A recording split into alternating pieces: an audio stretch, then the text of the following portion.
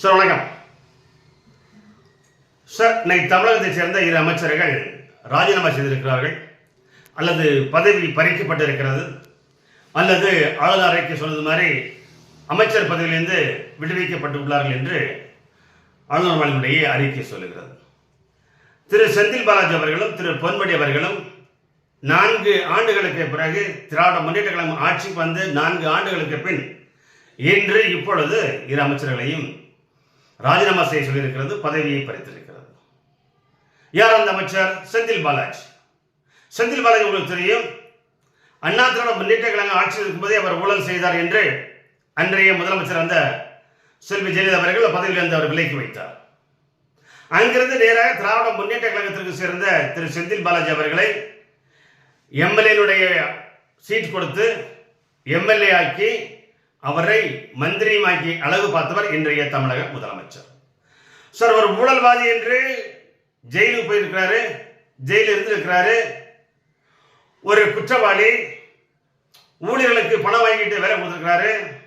டாஸ்மார்க்ல ஊழல், மதுபானத்தில் ஊழல், மின் உற்பத்தியில் ஊழல், மின்துறையில் ஊழல், டெண்டர்ல ஊழல், திட்டத்தில் ஊழல், இப்படி பல ஊழல் செய்திருக்கின்ற ஒரு மந்திரியை மீண்டும் அவரை மந்திரியாக்கி அழகு பார்த்தவர் இன்றைய முதலமைச்சர். இன்று வேறு வழி இல்லாமல் அவர் பதவியிலிருந்து நீக்கியிருக்கிறார், இறக்கியிருக்கிறார்.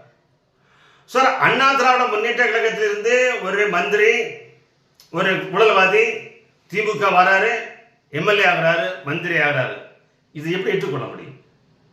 பொதுமக்கள், தமிழக மக்கள் இவரை எப்படி ஒரு மந்திரியாக ஏற்றுக்கொள்வார்கள்? ஊழல் மந்திரி, சாராய மந்திரி, அணில் மந்திரி என்ற பெயரெல்லாம் வைக்கப்பட்ட இவருக்கு 2வது முறையாக தமிழகத்தினுடைய முதலமைச்சர் அவர்களுக்கு மந்திரியாக்கி இன்று அவரை பதவியிலிட்டு இறக்கியிருக்கிறார்கள், அல்லது ராஜினாமா செய்ய சொல்லியிருக்கிறார்கள். 2வது நபர் யார்? திரு பொன்முடி அவர்கள்.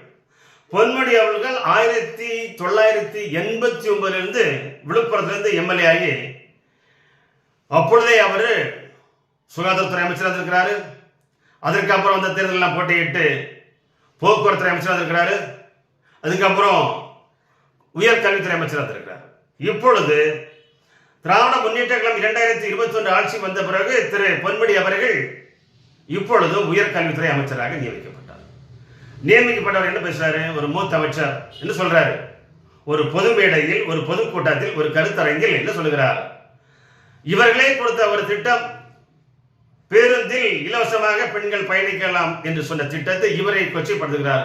ஓசியில தான் வந்த, ஓசியில பயணம் பண்ண, ஓசி பஸ் தானே, ஓசி பஸ் தானே கிண்டல் பண்றார், நக்கல் பண்றார், அசிங்கப்படுத்துகிறார், அவமானப்படுத்துகிறார் அந்த பொதுமக்களை. அது மட்டுமா, பட்டியல் சமுதாயத்தை மக்களை சேர்த்து நீங்களும் எனக்கு ஓட்டு போடல, நீங்க ஓட்டு போட நான் ஜெயிக்கல, நான் ஒன்று செய்திட முடியாதுன்னு ஓட்டு போட்ட தன் சொந்த தொகுதியில் மக்களையே இழிவாகவும் அவமானமாகவும் பேசுகின்ற ஒரு மூத்த அமைச்சர் திரு பொன்முடி அவர்கள். இதை வைத்துதான் அவரை உயர்கல்வித்துறையிலிருந்து வனத்துறைக்கு அந்த பதவியை மாற்றி கொடுத்தார் முதல்வர்.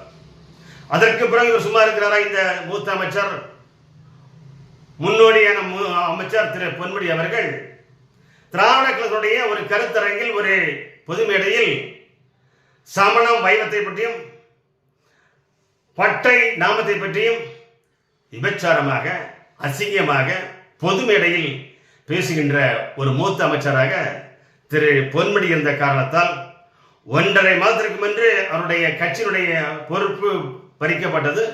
இன்று அவருடைய அமைச்சர் பதவியை பறிக்கப்பட்டிருக்கிறது, அல்லது இறக்கப்பட்டிருக்கிறார், அல்லது ராஜினாமா செய்திருக்கிறார், ஏதாவது வச்சுக்கலாம்.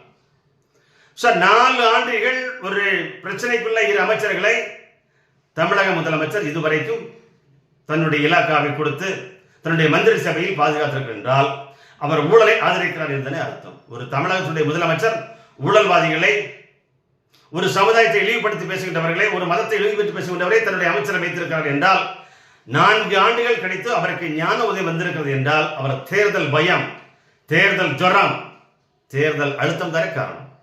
தேர்தல் வரவில்லை என்றால், அடுத்த ஆண்டு தேர்தல் வரவில்லை என்றால் இது செய்திருப்பாரா? செய்திருக்க மாட்டார்.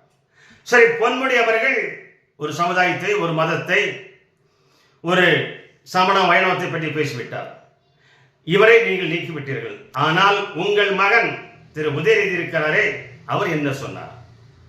திரு துணை முதலமைச்சர் திரு உதயநிதி ஸ்டாலின் என்ன சொன்னார்? சனாதனத்தை ஒழிப்போம், சனாதனத்தை வேறெடுப்போம். சனாதனம் ஒரு கொசு, ஒரு மலேரியா, ஒரு கொரோனா, ஒரு நாட்டாம என்னெல்லாமோ பேசுனீங்களே, ஒரு கொடிய நோய், கொடிய சொன்னீங்களா இல்லையா? ஒரு மலேரியா சொன்னீங்களா இல்லையா? ஒரு கொரோனா சொன்னீங்களா இல்லையா? அந்த அமைச்சரை நீங்க ஏன் பதவி இறக்கல சார்? உங்க அமைச்சரவையில் 2 அமைச்சர் இருக்கிறாங்க. ஒருத்தர் பேசுறாரு, நீக்கிட்டீங்க. இன்னொரு அமைச்சர் பேசுகிறார், அவரை ஏன் பதவி இறக்கம் செய்ய மாட்டீர்கள் சொல்கிறீர்கள்? ஏன் அவருடைய கட்சியுடைய பதவியை நீங்கள் எடுக்கவில்லை? உதயநிதி ஸ்டாலினுக்கு ஒரு சட்டம், பொன்முடிக்கு ஒரு சட்டமா? இருவரும் உங்கள் அமைச்சர்கள் தானே. பொன்முடி என்றால் உங்கள் கட்சிக்காரர், உதயநிதி என்றால் உங்கள் மகனா, உங்கள் வாரிசா, உங்களுடைய மன்னர் பரம்பரை வருகின்றவரா, குடும்ப ஆட்சி செய்கின்றவர் வரப்போகின்றவரா? என்ற காரணத்தால் திரு உதயநிதியுடைய பதவியும் பொறுப்பையும் ஏன் பறிக்காமல், ஏன் ராஜினாமா செய்யாமல், ஏன் விடுப்பு கொடுக்காமல் இருக்கிறீர்கள் என்று மக்கள் உங்களை பார்த்து கேட்கிறார்கள். 4 ஆண்டுகளான பிறகு ஒரு ஊழல் மந்திரியையும் ஊழல் பெருச்சாளியையும் மாற்றிருக்கிறீர்கள், இறக்கியிருக்கிறீர்கள். ஒரு சமுதாயத்தையும் ஒரு மதத்தையும் பேசிய மந்திரியை இறக்கியிருக்கிறீர்கள். ஆனால் உங்கள் மகன் உதயநிதி ஸ்டாலினை எப்பொழுது இறக்குவீர்கள்? எப்பொழுது அவருடைய பதவியை பறிப்பீர்கள்? எப்பொழுது ஆளுநர் மாளிகையிலிருந்து இந்த பொறுப்பிலிருந்து விடுவிக்கப்பட்டார் என்று அறிக்கை வரும் என்று பொதுமக்கள் ஆவலாக காத்துக் கொண்டிருக்கிறார்கள்.